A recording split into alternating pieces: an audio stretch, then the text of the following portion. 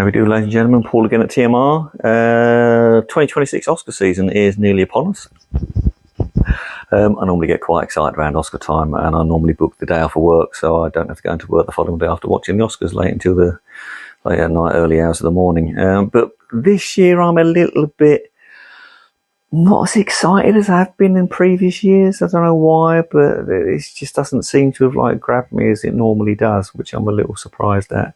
But that's probably because I haven't seen most of the films that have been nominated, to be fair. I've seen about 3, maybe, of the films. But we get on to that, so I'm going to try and improve that before Oscar night. So I'm going to quickly run through the 10 films that are nominated. I'll give you a brief synopsis of each film. So I apologise if this runs for a little bit, but there we are. If I look down, I have made notes because my memory isn't very good, so I've got to do it this way, okay?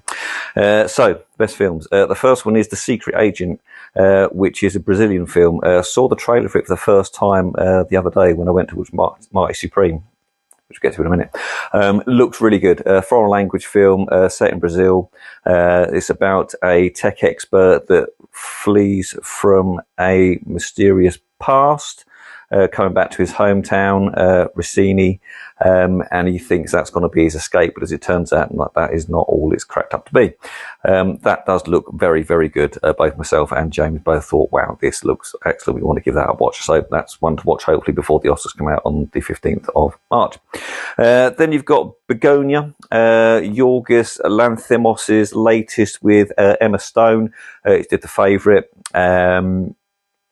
Really like Yorgos' films normally, but wasn't completely sold on this one, to be fair. Emma Stone is great, as Emma Stone always is.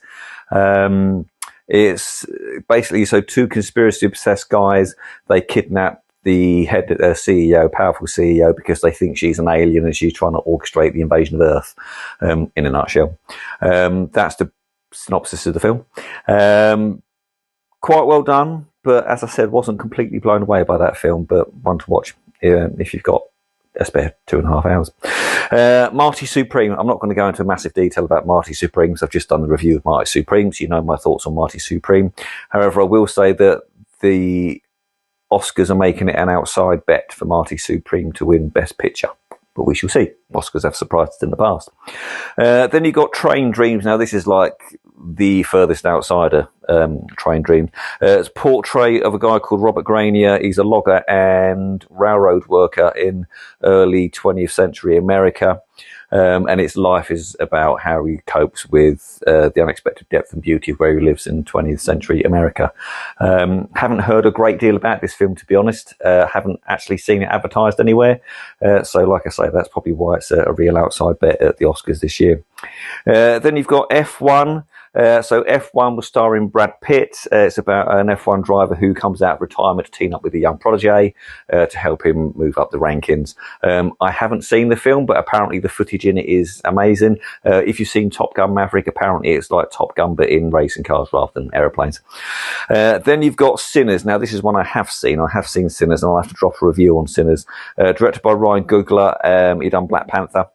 Starring Michael B. Jordan as twin brothers, and it's a spin on the vampire yarn, if you like. Very well done. Really enjoyed Sinners, but like I say, a review to drop on that at some point. Then there's Frankenstein. Now this is Guillermo del Toro's version of Frankenstein that dropped on Netflix a few months back, starring Jacob Elordi and Isaac. Mine's gone, can't think his name. Oscar Isaac. Thank you. Del Toro's always wanted to do Frankenstein, so this is his love affair, if you like. He's wanted to do this ever since he was 15 years old. Beautifully shot, great costumes, very, very colourful, good story. But we all know the story of Frankenstein, and it didn't really elevate it any more than a normal Frankenstein movie. So I wasn't blown away with it, as I normally am with Del Toro stuff like Hellboy, Shape in the Water, etc. So yeah. Come back to that one. Then you've got Hamnet, Chloe Zhao with Paul Mescal and Jessie Buckley. Now, I love Jessie Buckley, and she's supposed to be the favourite for Best Actress, Jessie Buckley. Hamnet is basically the story of William Shakespeare and Agnes when they get together, their family, and it's how he comes up with the story of Hamlet, which is his best love story. His family go through a tragic loss in the family, and it's how they come to terms with the loss of said family.